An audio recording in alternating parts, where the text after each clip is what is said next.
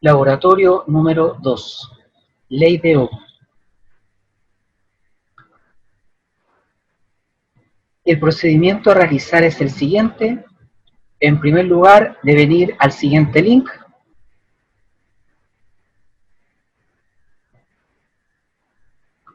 En segundo lugar, deben realizar la primera experiencia, que consiste en lo siguiente: mantener constante la resistencia, variar la diferencia de potencial y registrar la corriente.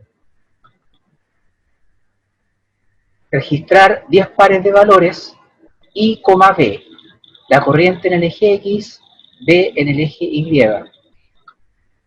En tercer lugar, deben realizar la segunda experiencia, que consiste en mantener constante B, la diferencia potencial, variar la resistencia y registrar la corriente I. Esto se finaliza cuando tienen 10 pares de valores I, R, I en el eje X, R en el eje Y. A continuación veremos en términos prácticos qué es lo que obtendrán cuando lleguen a la simulación.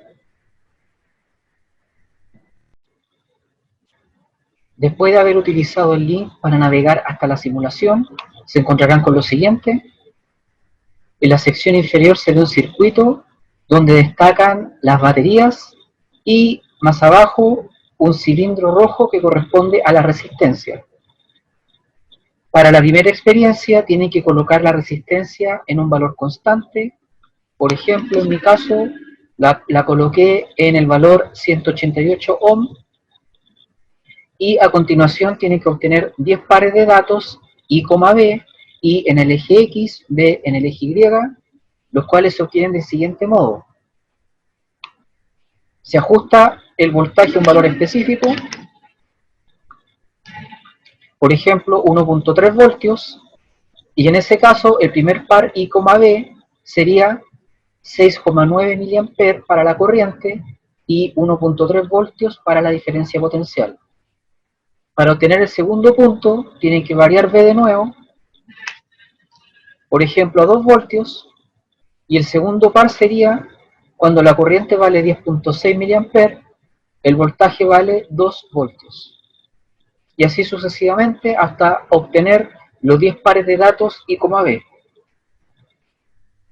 Para la segunda experiencia tienen que mantener la diferencia de potencial constante, por ejemplo en el valor 5.3 voltios, con el que ustedes quieran, y a continuación obtener 10 pares de valores I, R. ¿Cómo se hace eso? Por ejemplo, pueden colocar la resistencia en 125 ohm. La primera lectura sería cuando la corriente vale 42.4 mA, la resistencia vale 125 ohm. Para el segundo par, hacemos variar la resistencia y la lectura sería cuando la corriente vale 29 mA, la resistencia vale 183 ohm. Y así sucesivamente hasta obtener los 10 pares de valores I, R, manteniendo B, la diferencia potencial, constante.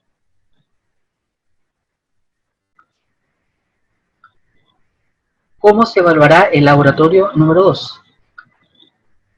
Primero, 2 puntos por crear el abstract en español del experimento realizado. Si no saben lo que es un abstract, lo pueden buscar en Google. En segundo lugar, 2 puntos por presentar el gráfico correcto, de los 10 datos de la experiencia número 1. Como todo gráfico, no se presentan puntos, sino que se presentan los puntos y la curva suavizada. En tercer lugar, 1 punto por obtener la función matemática que ajusta los datos B versus I de la experiencia número 1. En cuarto lugar, 1 punto por justificar, de acuerdo con una teoría física, la validez de la función matemática encontrada en el punto 3. 2 puntos por presentar el gráfico de los 10 datos de la experiencia número 2. Recuerden que la curva tiene que estar suavizada. En sexto lugar, 1 punto por obtener la función matemática que ajusta correctamente los datos resistencia versus corriente de la experiencia número 2. A continuación, un punto por justificar físicamente la validez de la función matemática encontrada en el punto 6. Y por último, un punto por presentar el gráfico teórico que se obtendría al graficar 10 pares de valores resistencia como voltaje con la corriente constante. El puntaje total es de 11 puntos y el nivel de exigencia es 60% para obtener un 4.